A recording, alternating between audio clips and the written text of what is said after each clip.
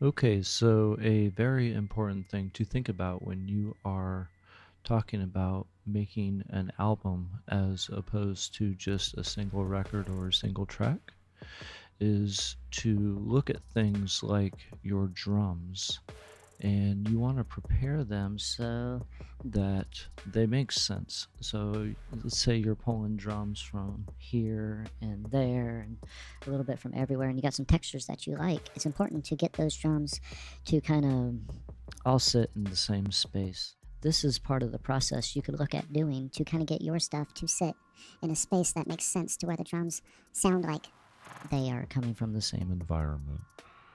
When you think about old school recording techniques, pre-drum machines, and going on back.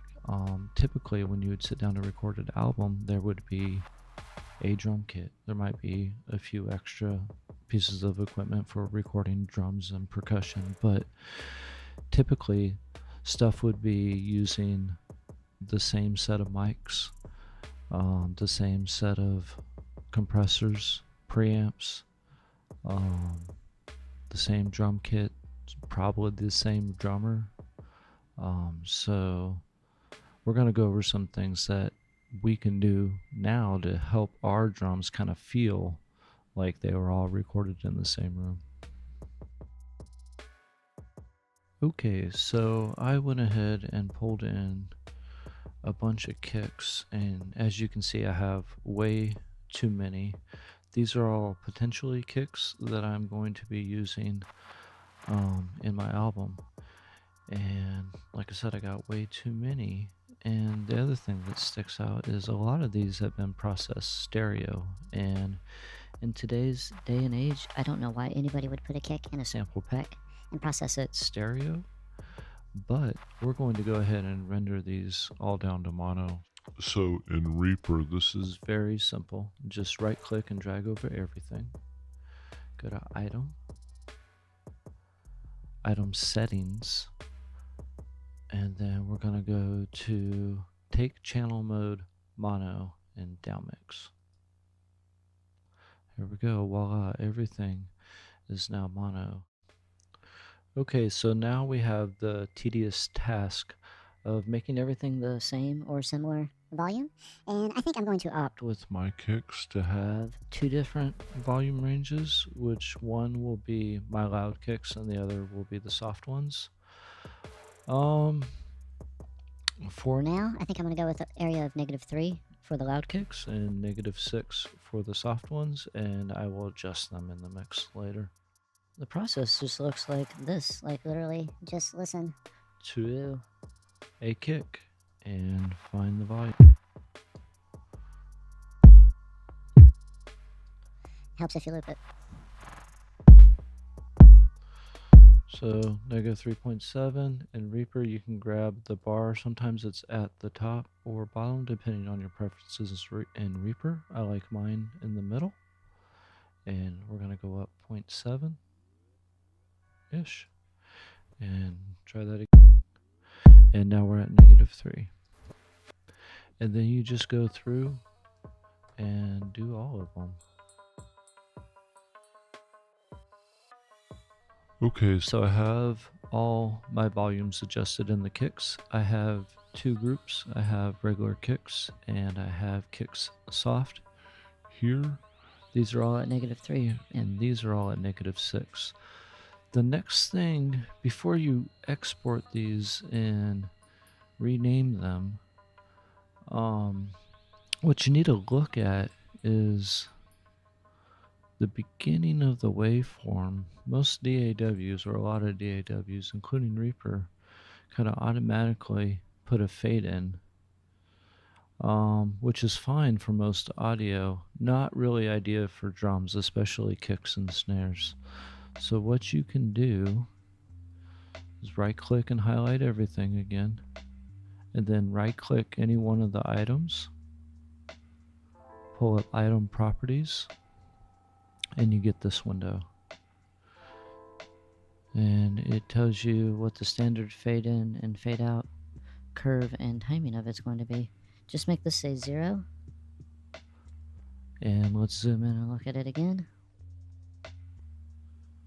Voila. No more fade in.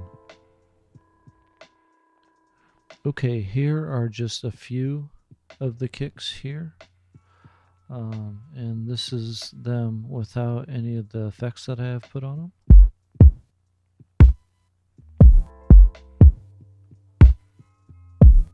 I like the texture of all of them. But in the notion and in the thought of trying to get them all in a similar space, this is what we've done here. Mostly we have downgraded it with all these plugins, but most of them are being used very lightly. Like this mix here, we have 32% on Pixelator. And then we have this limiter here, which is being used very, very softly, and we're using it for just a little bit of color. We got Decimort, and same thing, we're downsampling it and giving it a little bit of color, but it's being used very lightly. Then we got some EQ, a little bit of cut on the very, very low end, a little boost here on the low, and just above that we got a dip and another boost. And all this is happening, you know, under 300 hertz. And then this is a plugin I'd like for everyone to check out here. Let's see, I think I got them pulled up. This is the company here, Trictic, and Crush is a free plugin that they have, and it's a downsampler, but it's pretty dang unique. Let's play what we got going on here. You're not going to notice a whole lot, except for the kicks. Let's do it one more time without the processing. The kicks do sound like they're definitely in separate spaces. And then with the processing, it's subtle, but I think you get the idea where we're going. But this plugin here, let's copy that and put it at the bottom.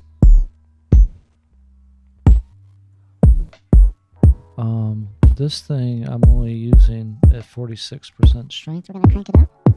And let's start running through some of these presets.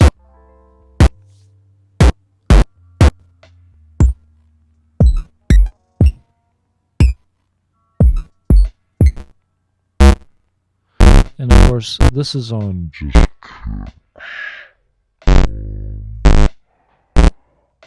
you can mix the dry with the wet, and you can do all sorts of crazy stuff just in its preset bank. Let's try digital water.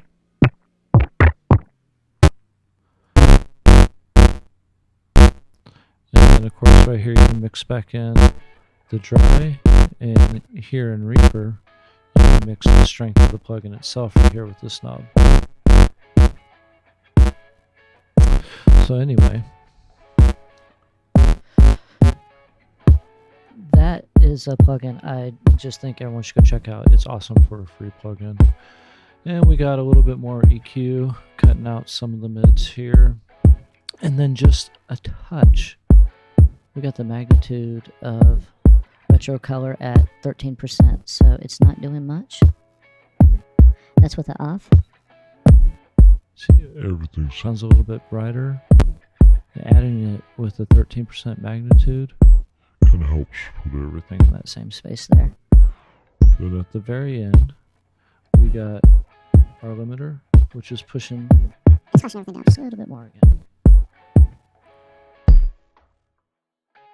Okay, so as I am producing the individual tracks, I will probably do some more processing to these kicks, but this kind of puts everything in a very similar starting place. I have all the hard kicks ready to go, so let's go ahead and export them. We're going to go to File, Render, and I kind of have it pre-prepared here. we're going to export the individual media items, and we're going selected media items via master, which means it will use the effects processing that we have in place for them. For file name, I have the track name, which is Kick Hard, and then I have the item number. It's going to start out with 000, and then it should go to 001. And then after that, I have the bit depth, because we're going to do this 3 different ways.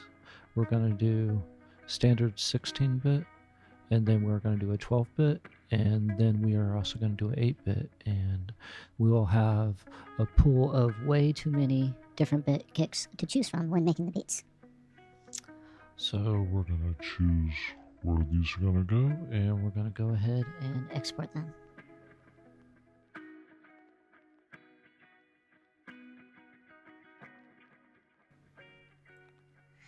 Okay, so I went ahead and exported 3 versions of each kick. I got all the hard kicks and soft kicks, and then while I was at it, I went ahead and processed some claps, cymbals, hi-hats, percussions, shakers, snares, and a couple toms. Oh, I have, like I said, 3 versions of each of these kicks, which is entirely too many, but I want to have a wide range of things to pick from. So, let's check out kick 0, all 3 versions.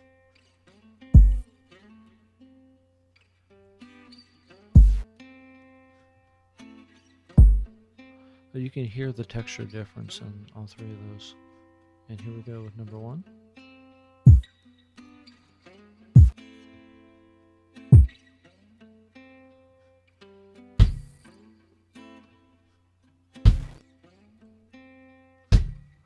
Okay, let's try out some snares.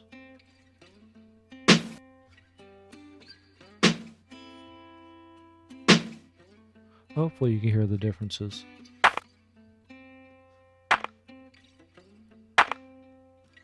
And by alternating or placing the same snare but different version of the same snare in different places in your beat can make it more dynamic, for sure.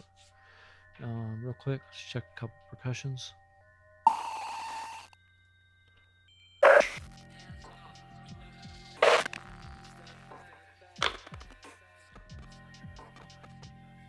And a couple cymbals.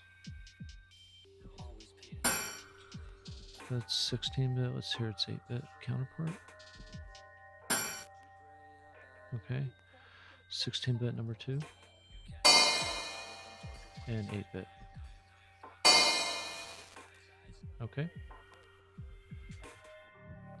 Okay, the next part of this, at least for me, is to get all these samples into a drum machine. In this case, we're referring to the MPC-1.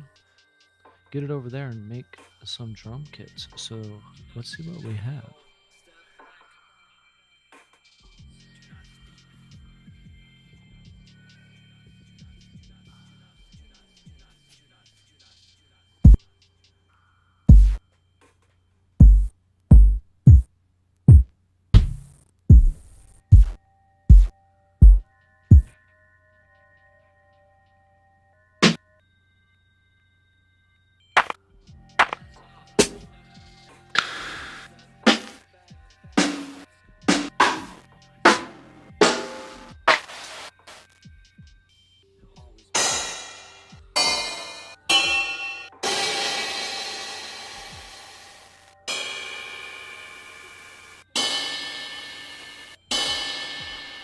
Yeah, I think that those are going to work just fine.